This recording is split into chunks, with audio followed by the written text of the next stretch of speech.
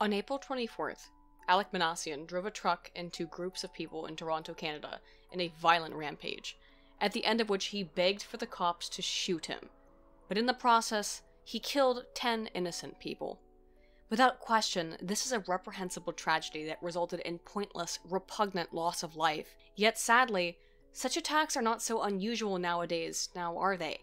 We've seen vehicular attacks in Nice and London and across the world, particularly in the West, and while they are all similarly vile, at least in my opinion, the ideology shared by the perpetrators of those crimes in Nice and London either fell silent in the legacy media or were outright lied about and covered up. They had a similar faith, a similar ideology, an Islamic faith. In contrast, what have we seen in the legacy media, in the mainstream news, in response to the villain responsible for the Toronto truck attack? Dozens, potentially hundreds, I'm not going to go through all of these, of articles discussing nothing other than his professed ideology, or an ideology that they ascribe to him. Why? Because Manassian was a member of an online group of individuals known as incels, or involuntary celibates. The hypocrisy of the media coverage of this particular tragedy in comparison to the multitude of terrorist actions from people of another shared ideology is not lost upon me, nor should it be upon you, my dear friends. Many of these outlets brazenly call the actions of Manassian terrorism, and incels a terrorist organization such as this, while at the same time these exact selfsame outlets have denied claims of terrorism when the perpetrator shouts Aloha snack bar before running people over and murdering them. Obviously, all of these actions are reprehensible and disgusting, but it's interesting to me that the media only appears to find these actions ideologically driven when they originate from anyone other than a Muslim individual, who self-professes their own ideological motivation. Other outlets are now also calling for the removal of online incel communities and support groups as a result of this action, of this terrible tragedy, which has been at least effective apparently on Reddit, because, wow, we did it, plebit, with the r incel subreddit being removed. And now further with the totally unrelated r MGTOW community being sort of attacked, or at least catching the stink eye as far as I can tell. As a side note, MGTOW, men going their own way, is in no way related to incel, to involuntary celibates, given that many MGTOW are divorcees who know from personal experience the absolute broken and backwards nature of marriage and custody in the United States system currently. In contrast, it also contains self-proclaimed pickup artists who gregariously proclaim their conquests of multitudes of women. Thereby, these men, at large by definition, are not involuntary celibates, and the conflation of the two groups is, well, let's just say disingenuous at best. While there may be, this is true, some overlap within the communities and across the communities, they are not identical. And as such, while the removal of any group is censorious, the castigation and the attacks upon both begins to paint the picture of a witch hunt that the left, and more specifically leftist media, is engaging in. A witch hunt that, despite years upon years of violence, would spark absolutely incontrovertible international outrage were Reddit to delete, for example, in contrast, an extremist Muslim subreddit in comparison. Now, to be clear, in case I'm not, I'm consistent in my belief that yes, ideologies do often encourage people to commit atrocities. Of course they do. But craziness is often also the case and the reason for which people commit said atrocities. And I think you kind of have to be a little bit nuts, for some reason or another, to engage in such despicable, self-destructive behavior. And not just self-destructive, but other destructive. You gotta be kind of fucked in the head to begin with. So, in short, yes, I think that ideologies can be responsible for violence, but I think that we need to look at this with an Occam's razor kind of perspective. Occam's razor, you've ever heard of it? Occam's razor sounds like some slasher movie. No, Occam's razor. It's a basic scientific principle. And it says, all things being equal, the simplest explanation tends to be the right one. In that, well, ideologies certainly do affect and can influence people towards violence. Craziness also does, and we need to look at them in tandem and not as completely separate and disparate concepts. But in terms of the mainstream media, yeah, It looks like this is some mad hypocrisy going on. It seems as though for the media at current, ideologies are not created equal, as far as they're concerned. Because it seems that this ideology, incel, if you can even call it an ideology, and that's something that I find a bit contentious in the first place, is terroristic. But they're very quick to deny any kind of terrorist or ideological association or affiliation with Muslim terrorists who drive trucks into groups of people and mass murder them. As such, let's look into the ideology, such as it is, or is being described, of incels, and try to understand them better to see if this really is what they claim it is, that this is a terrorist organization, or if it is what it appears to be to me, duplicity. As if there is something about incel that makes it unique and different and, interestingly enough, isolated from all other ideologies, or at least all other ideologies that begin with I and end in lam. But what is it about incel that makes it so different from Islam, that makes incel so much more deserving of media scorn and ire in the wake of such a horrific event? Again, incel stands for involuntary celibate. They are almost exclusively males who, for one reason or another, have not been able to engage in a romantic relationship with a woman. Manassian, in the posts that we've seen online, now being used as evidence of his terroristic nature and the terroristic nature of incel as a group in general, praised Elliot Rodger, another mass murderer, and called for acid attacks on the normies, Chads, and Stacys. If you aren't hip on the terminology, a Chad is essentially an alpha male, while a Stacy is a young, hot woman at the peak of her desirability and sexual market value. Stacys are technically able to take their pick of men, much as Chads have open access to the rotating sushi bar, so to speak. However, while there are very few Chads that is extremely attractive, physically fit, socially desirable through wealth or status, males, there are comparatively more than Chads, Stacys. That is extremely attractive young women given the state of the culture in the United States and much of the Western world.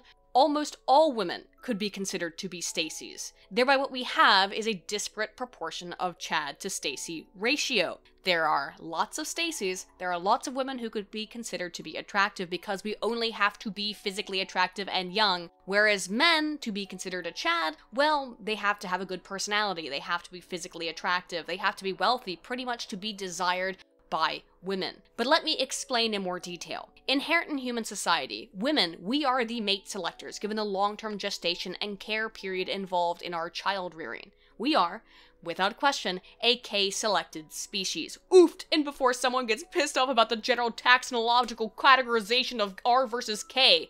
Come on, we're K-selected. We are animals, folks. And while we're animals, we're also social animals.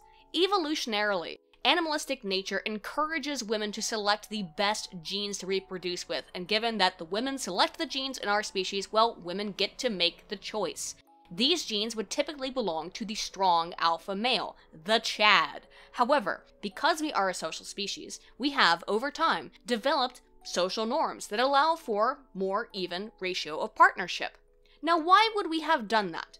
Guess what? It's not some kind of imaginary evil patriarchy at work.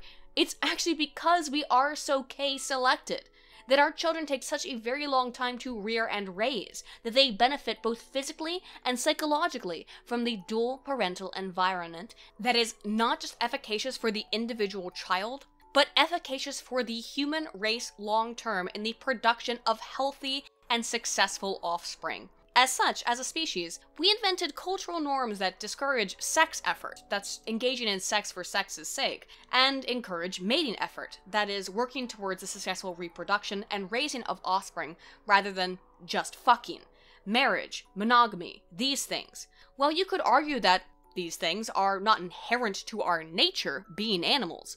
We developed them for good reason, and we developed them for a reason that makes sense and is in line with our evolutionary proclivity towards having children that take a very, very long time to nurture, to ensure that child rearing is successful, as much as we possibly can. This is why we have a two-parent system. There aren't a lot of other species that are involved in these long-term pair bonding relationships, but humans engage in these in order to ensure that children are as psychologically and again physically as healthy and well off as possible. This means, however, that women and men will generally match up via numbers. Rather than all women seeking a very small number of men with the most valuable genes, rather, women and men will pair off. A feminist watching this video, and hearing what I just had to say there, may say in response, "See, there you go, Aiden, there is the patriarchy in action. Men have created social systems and cultural norms that prevent women from openly expressing their sexuality, and that's oppression."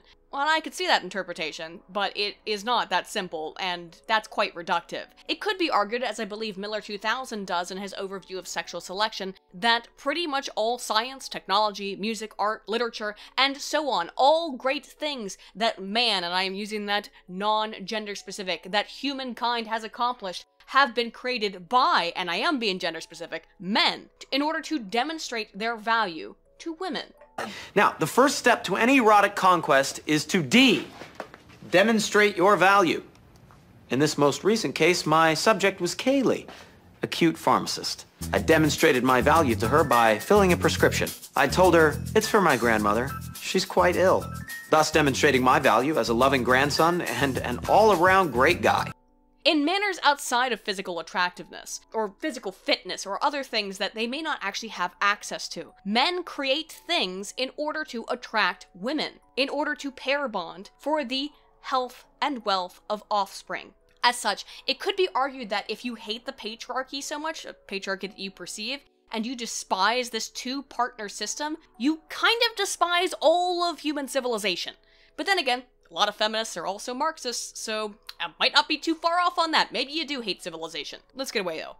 Further, let's look at the effects of single parenthood. They're not great, now are they? Single parenthood is associated with lower learning outcomes, greater proclivity to drop out of school, a higher propensity for poverty, and a hereditary disposition to engage in the same behavior that your parents did, with higher teen pregnancy and single parenthood in subsequent generations. I had a very long and interesting talk with Teal'dir on the topic of how RK selection has actually been actively applied to the social sciences back a few months ago now. I'll link it either below or in a card above. And of the factors included in what's called the K factor in humans are things like positive relationships with one's father, a stable two-parent household as a child, and those forwarded K factor behaviors in children, such as greater mating effort, that is, again, greater effort towards having children rather than sex effort, and lower proclivity towards risk-taking behaviors. This K factor, similarly, is, as I described, hereditary, meaning if your parents engaged in these behaviors and came from that kind of background, you yourself are more likely to engage in those behaviors and produce offspring that engage in those behaviors. Well, what has the anti-family Marxist infiltration, and if you want more information on that, please see my video on the philosophy of Marxism, which again may be above in a card, or below in the link, whatever. The Marxist anti-family infiltration of the education system. The introduction of female oral contraceptives that allow women to choose when and where to have children, essentially. And increased government support systems that replace the traditional male role as provider and father with the state as father. Well, what have we seen as a result of all of these trends? The entire system has thus been turned on its head, and there has been a massive surge in single motherhood and a decrease in marriage. Well, why is that? Because a loss of the K-selected factor in many people, as women no longer have any reason to pair bond with a male for the child-rearing purpose. The state can now serve as the father to her baby. Sex is no longer risky in resulting in pregnancy, and women have been given seemingly limitless options in order to control conception, and, if not conception, termination of the fetus. We have moved away from K-factor-loaded behaviors towards the more R-loaded factors. And by the way, the research doesn't call them R-loaded. We are a K-selected species. Please, let's not get pedantic about this. I'm saying more or less R or K-selected based on the social science research. If you want to call it that again, more R-loaded. Behaviors of all women seeking the minority of the most physically attractive and fit men without fear of repercussion socially or longitudinally, even for the potential offspring involved from the process of this mating behavior. And all of this is not only encouraged, but outright praised by college professors who proclaim all of this as women's liberation! And what again do we end up with? Lonely men, isolated men, and women who are also lonely and isolated but in a very different way, raising countless fatherless children who have to suffer all of the negative consequences of single-parent rearing. So, what is incel? They are simply males that are left behind by this change in the cultural zeitgeist. While some, if not many of these men would probably have found partners in one way or another in the past in a two-partner system where these things were not encouraged or they were not the norm, the vast majority of the populace paired off with one another in the past. This is no longer the case. I don't even want to get into how backwards and reprehensible the US legal system is when it comes to matrimony and custody. Thus, I'm only speaking here about partnership in general. Yes, probably a lot of incels are, quote, undesirable, in that they are probably unattractive, unskilled, or unemployed, and so on. But let's again look at Elliot Rodger, Manesian's supposed idol. Rodger was a reasonably attractive, fit young man from a wealthy and influential family, and yet he still found it impossible for him to find a romantic partner. Was this because he wasn't the apex Chad that all the Stacys chase after? Or was this because he had a psychotic, hateful personality? Well, that's what we're here to answer. I can't speak for Elliot Rodger or Manesian. I think they're both pieces of shit because they killed people, and they're monsters for that reason. But we need to understand the psychology behind this. And we're going to get into a little bit of a chicken or the egg argument here very quickly, so let me round it off with the past. Oh.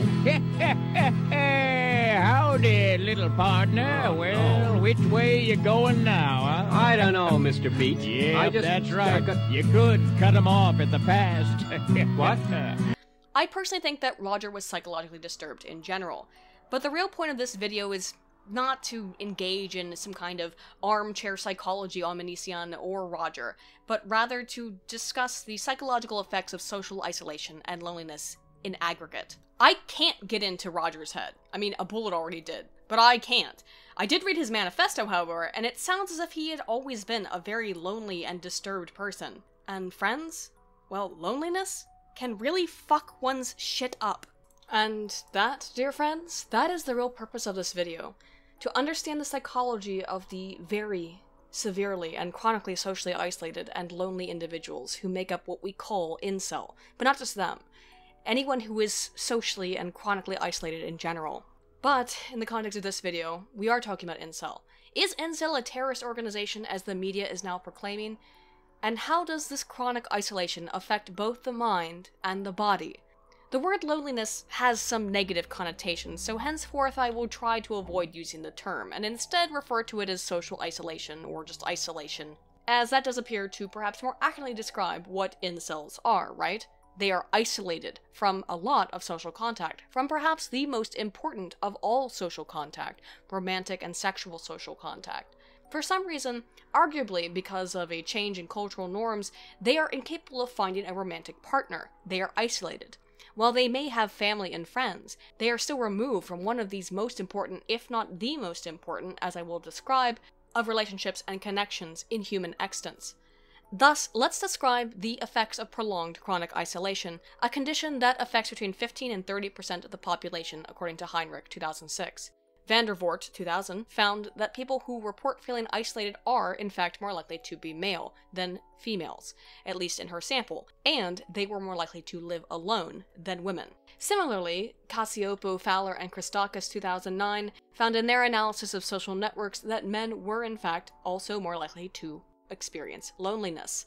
Further, Powers and Boltena, 1976, found that men report that their spouse and children were their primary source of social support, at least in terms of number of interactions, while women tended to rely on close friendships for their primary source of interactions. And while these data are dated and examine participants over the age of 60, they are potentially of interest to consider before we delve into the outcomes of prolonged isolation when we consider incels. These are men who are chronically isolated. While I will cite the individual studies as I go through this, I highly suggest that those of you who are interested in this research check out a few reviews of the physical, psychological, and hereditary effects of isolation research. Specifically, what I would say you should look into are the following citations: Cacioppo, Hockley, Norman, and Berntson, 2011, Hockley and Cacioppo, 2010, and Cacioppo 2014. Anyway, let's get into just how miserable this is with the physical effects. To begin, chronic isolation has been associated with greater vascular resistance, and in association, unsurprisingly, higher blood pressure. See Cacioppo et al. 2002. And I'm going to be citing a lot of Cacioppos or things that involve Cacioppo, and interestingly, he is the guy who was in part, and by that I mean the co-author, on the elaboration likelihood model, but for the last apparently 20 years, he's been doing all this research on isolation. I didn't know that until I went into this, so color me surprised, but I had to read a hell of a lot of Cacioppo's research, so just check the citations below, or check the citations that are in the video themselves, because it's gonna start being a little bit confusing. Anyway, do you know what else is associated with high vascular resistance and blood pressure? Emotional blindness. McCubbin et al. 2011, at least in their study of African Americans, that those with higher blood pressure possess what the researchers described as emotional dampening. That is a loss of the ability to discern differences in the emotions of others. In other words, it appears that when our blood pressure is elevated, we have a more difficult time being empathetic potentially. We can't understand how other people are thinking or feeling that we might otherwise normally be able to perceive. Again, people who are chronically isolated have higher blood pressure. Well, make the association for yourself. Isolation is also associated with sleep disturbance. See Hockley, Preacher, and Cacioppo 2010. I don't think I even need to cite a specific study, or any specific studies, because it's a quick Google search away from you lads. Of all of the behavioral and emotional issues, from irritability to anger to decreased cognitive processing, that arise from having less or disturbed sleep. We need sleep for our brains to function properly and normally, and any sleep issue can have major effects on our bodies holistically, and our brains. It actually gets more interesting than all of that. Extensive isolation also affects gene expression itself, with an underexpression of anti-inflammatory glucocorticoid response and an overexpression of inflammatory responses being present in those who are lonely. See Cole 2008. Glucocorticoids refers to a large number of hormones produced in many species. In humans, cortisol is perhaps the most important, and it plays a role in many different parts of the body's function, from cardiovascular function to metabolism to the immune system. People who are chronically isolated produce less anti-inflammatory cortisol, a finding that is consistent with general symptoms of depression, as Pariante 2007 noted in a massive overview and meta-analysis of cortisol and depression. Overall, and most saddening potentially here, the research indicates that people who are chronically isolated are also simply more likely to die than those who are not. Lundstedt, Smith-Bacher, Harris, and Stevenson 2015 examined loneliness and found that isolation was associated with a 25% increase in mortality, with loneliness a 26% increase in mortality, and living alone with a 32% increase in mortality over time, in their examination of archived data of 70 extant manuscripts with information from over 3 million participants. Physically speaking, loneliness kills. The cognitive effects of isolation, while a bit hard to separate perhaps from the physical ones, so I use the term loosely here, are also significant. Hockley, Preacher, and Cacioppo 2007 examined the effects of isolation in the ventral striatum, which plays a role in motivation and, perhaps more importantly, the feeling of reward, and found that isolated participants had less activation in said area of the brain. Again, the reward area center of the brain when looking at attractive or pleasant pictures of people than when looking at similarly pleasant pictures of objects. This may indicate a cyclical nature of isolation in the brain, that it ceases to associate people with positive outcomes, thus likely diminishing the potential for future interaction to be engaged in because they're anticipating negative responses or results. If the mind perceives no possible reward from interaction, why would we engage in it? In contrast, when looking at negative or unpleasant images of people, Cacioppo, Norsi, Dixetti, Monteleone, and Nussbaum 2009 noted in participants primed to feel lonely a greater activation in the visual cortex, indicating potentially more attention or even fear, as well as greater activation in the temporal junction, an area of the brain associated with perspective taking. While this study examined only people primed to feel lonely or isolated, we can compare it to findings regarding blood pressure, in that individuals who are highly isolated may struggle to feel empathy, to take perspectives, or understand the emotions of others, for one reason or another, be it this sort of effects that we see within the fMRI research, or with the blood pressure research.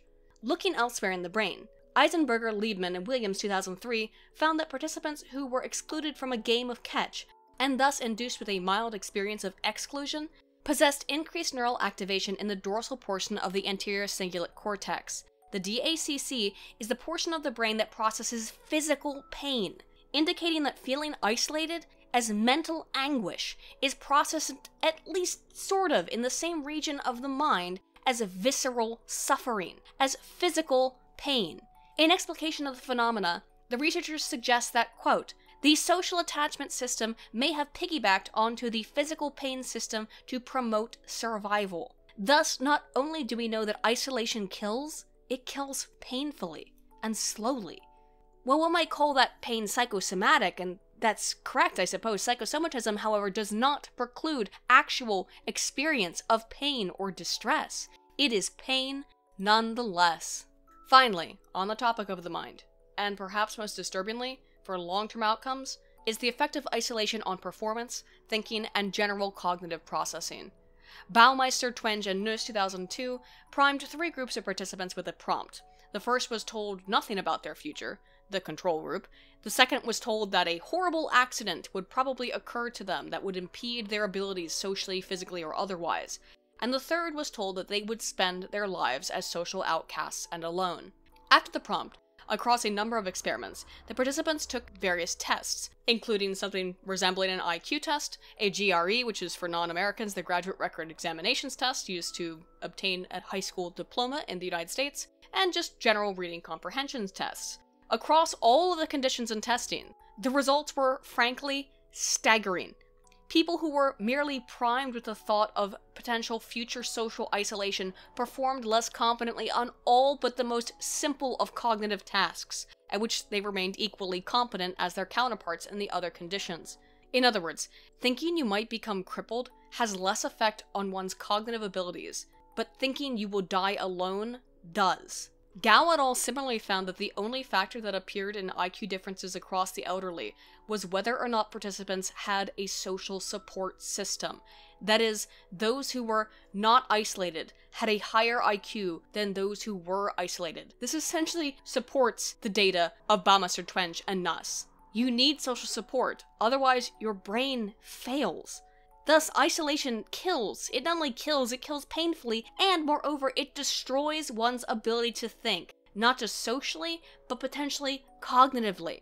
And when talking about social outcomes, when it comes to the social psychological effects, so basically everything we have left over from these nightmarish outcomes I've just described, it's well unsurprising that isolation is associated with depression. See Cassioppo, Hughes, Waite, Hockley, and Thurston, 2006. Additionally, isolation is associated with reduced physical activity and sedentary lifestyles, which potentially, again, in a cyclical fashion, maintains and encourages perpetual and ongoing isolation from social environs. That means that people who are lonely or isolated may often end up perpetuating their own isolation as a fact of their physiological state. This thereby becomes a self-fulfilling prophecy and cyclical in nature between the physical, cognitive, and social effects of isolation, as this diagram from Cassioppo and Hockley 2009 illustrates. Further, adding evidence for the self-defeating nature of isolation, Cassioppo, Norris, Dissetti, Montelone, and Nussbaum 2010 found that individuals who were primed with feeling lonely, who viewed negative pictures of social context, such as a man slapping a woman, perceived the images as more negative than those who were not primed with loneliness, indicating that lonely people are more susceptible to negative social context or environs. In other words, they potentially focus on the bad rather than the good when it comes to social situations.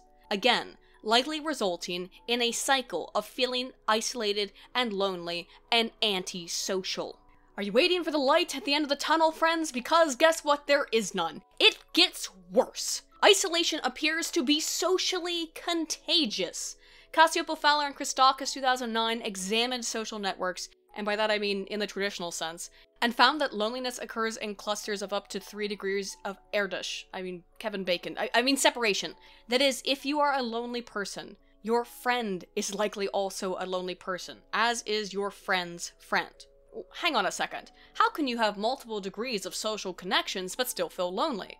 Well, it appears, as the researchers found, that proximity plays a key role in that people who were chronically isolated reported feeling more lonely when their friends lived further away.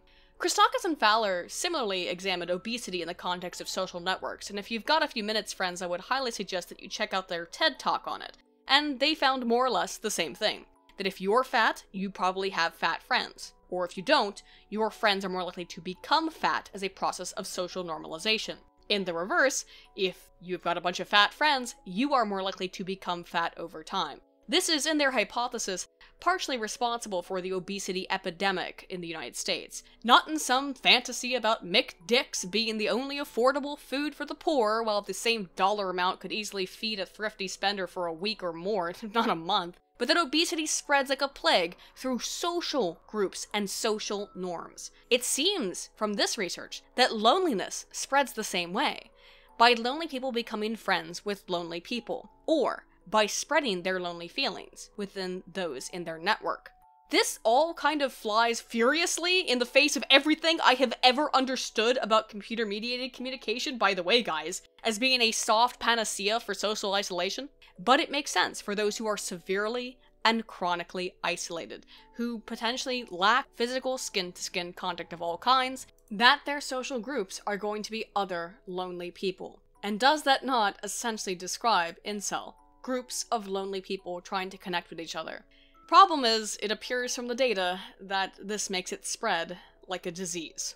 But I brought up skin-to-skin contact, so why does skin-to-skin contact matter?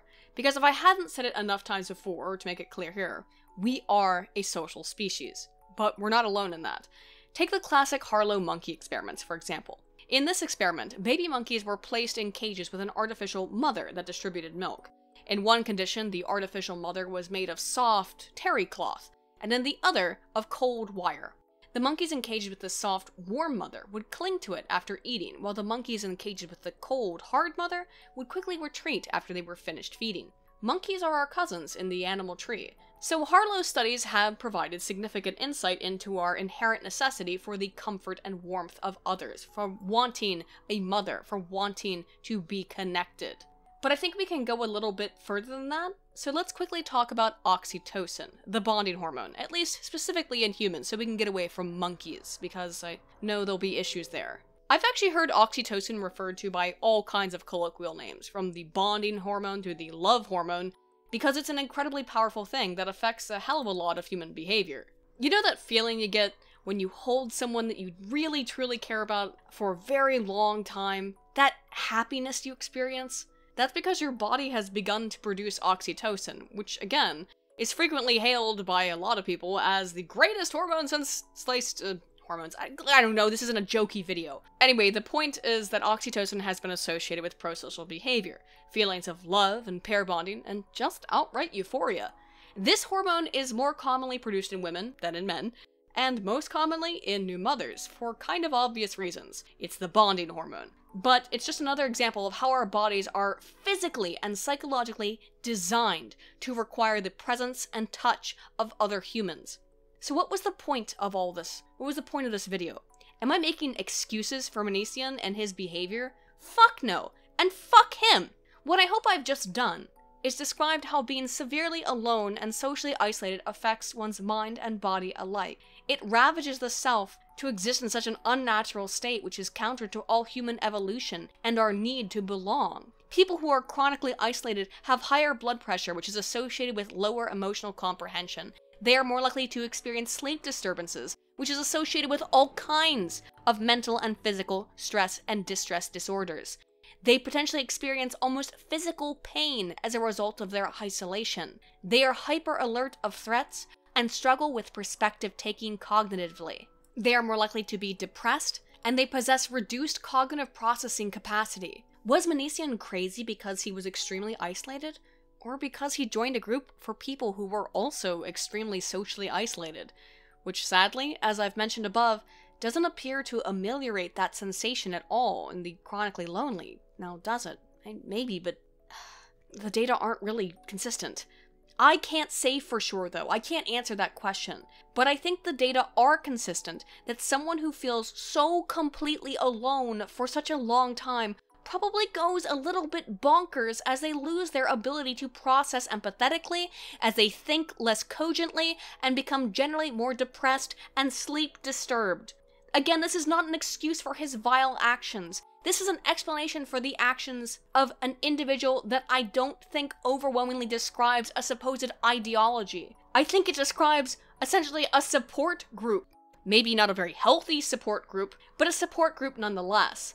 Incels appear to be exactly what Cassiopo Fowler and Christakis 2009 described, a social network of the socially isolated, rather than a group with a specific agenda. I mean, what is their agenda? Do people from this group say horrible shit online? Well, fuck yes, of course they do, but then find me a group that doesn't. You see all the shit that gets said at me? The absolutely insane rumors that they have started? Yeah, every group starts shit. Could you argue that Maniciam was ideologically driven? Yeah, maybe. Again, I don't know. And as I've said, I think anyone who engages in any kind of killing or loss of life, such as this, needs to be a little bit off the reservation to begin with. But I also think it is very likely that prolonged exposure to excessive loneliness drove him off said reservation and into an online community or online communities for support and help, even if it appears that that support doesn't help and it doesn't mitigate the effects of isolation. Still, that doesn't mean online forums should be removed and silenced as they have been on Reddit in response to the actions of one man, who again is being made the public figurehead of a supposed incel movement and rebellion, of which I see no evidence that there is one. So what is my recommendation, I guess? I don't really have one, other than, I don't know, don't silence people who are trying to find help in the virtual arms of others, no matter how futile their attempt may be. These are disenfranchised men who feel helpless in our society, and they feel helpless for a good fucking reason. They are. Men have essentially no rights in the court system when it comes to marriage and custody. And when it comes to socially, as I've described in the beginning, men don't have much of a choice anymore. There is no pair bonding left. People don't get married, and women do not go for the one-to-one partnership situation because they don't have any reason to. I mean, just as a thought experiment, could you imagine if this was a group of middle-aged, way past hitting the wall, spinster, cat-collecting, tubbo broads who were involved in this shit? Could you imagine if one of them committed this atrocity? You think it might be memory hold as quickly as the YouTube shooter was the second that they realized she was a Middle Eastern vegan woman? Yeah, well, really wallops my walnuts. I guarantee you, though, that the sympathy and outcries would be about the evil of men for not paying sexual attention to a group of fat women. That would be the only headline, if there was any headline at all, if not just being swept under the rug. Listen, I'm not so quick to judge, okay? Feminists have killed a bunch of people. Communists fucking excel at it. So surely, has any group of people killed any other group of people? But you cannot attribute to ideology what has simply more easily been attributable to insanity, or a lot of other factors that just kind of drive someone into a very bad, negative psychological place. I made a video about the Danny Phantom shooter with this exact same point. The difference is that when Muhammad drives his truck of peace down the road while screaming Aloha snack bar, yeah, that's pretty definitively ideologically driven. And given the quote incel rebellion post and such, yes, I think you could definitely make a strong case that Manician was ideologically driven to do something, but driven to what goal? I mean, I understand what Muslims are doing when they blow people up. It's because they believe that they will be rewarded in the afterlife. But what the fuck is the goal of incels killing people? I thought that their goal was to no longer be celibate. Maybe I just don't get it. Maybe I'm in the wrong. But what I see here is a new manner of castigation against men who have essentially been ostracized from modern society for being nothing other than that. Men. And that is my perspective. And so what is my prescriptive? Is it for all women to go fuck these guys or whatever absurd counter-argument I'm sure could be made against this video? No, of course it isn't. That's ridiculous. And frankly, here's the thing, given that it seems that there's actually an aspect of heritability to loneliness, that's probably not even recommendable, given that in the most absurdist stance of the issue, it seems that loneliness is passed on through generations. Hoffer 2009, in a study of the use of ultrasonic vocalizations in rats, that is, what is the equivalent of crying for mommy in the animals, bred them for 25 generations to emit greater or fewer vocalizations and found distinct behavioral differences in that those who cried less were more brave and aggressive, while those that cried more, essentially those that were bred to be lonely, were more anxious and passive. And hey, maybe that's what's happened here in humans, right? We had this system of two-person pair bonding for the sake of raising offspring to the maximalization of their success and well-being, and because we did that, and because we socially thought-patrolled women from flocking en masse towards the Chad, we allowed for hereditary predisposition towards loneliness to exist in our gene pool. Oof! What? Here I am! I debunked my own video! Just get what I'm saying. I am not implying women need to fuck these guys, and anyone else pretending as if that is the only thing going on here is just frustrated virgins enraged they can't get the puss, is being reductive and diminutive of a very serious social problem, and engaging in the erasure and dismissal of a likely very troubled section of the population. And I'm looking at faggots like you, Jim Jeffries. Fuck you, man. Look, the point is, as I said, incels generally appear to be people in a very troublesome place, both mentally and likely physically. That in no way excuses any of this behavior, but it simply may help to explain it. While it's possible being involved with incel groups online did, in fact, radicalize Manassian into committing the horrible act that he did, I ask, why would he join such groups and communities in the first place if he wasn't someone in pain? Again, both physiologically and psychologically, from what we've seen. I mean, fuck him, he's a piece of shit. But I don't see incels as the kind of vile, horrific, misogynistic, ideologically based organization that they are now being portrayed as in the mainstream. Yes, I think many of them are angry, but they are angry because they are alone, and they are lonely, and that loneliness has a visceral impact on the self in every single measurable capacity. Should we pity them? I mean, I'd like to help them, but I don't know how to without fundamentally changing the current state of our culture. Do I think they are ideologically driven? And what do we have an N of? We have an N of 2? Here on the incel murder count versus, how many terrorist attacks carried out by Muslims in the name of Allah? Let's just say I'm skeptical about the ideological base of this. How about that? I'm skeptical. I'm not making a definitive answer because I don't know. And if nothing else, you, dear viewer, you should probably be a little skeptical too. If only because of the way that the media has handled this case and painted incels as some kind of terrorist organization when they have avoided doing so after years and years and years and hundreds upon hundreds of deaths of people at the hands of Muslim extremists. It just collates my cashews a little bit, if you catch my drift. If you've enjoyed this video, and you probably shouldn't have because it's been depressing, please be sure to like and subscribe. I'm Aiden Paladin, all ton of volt.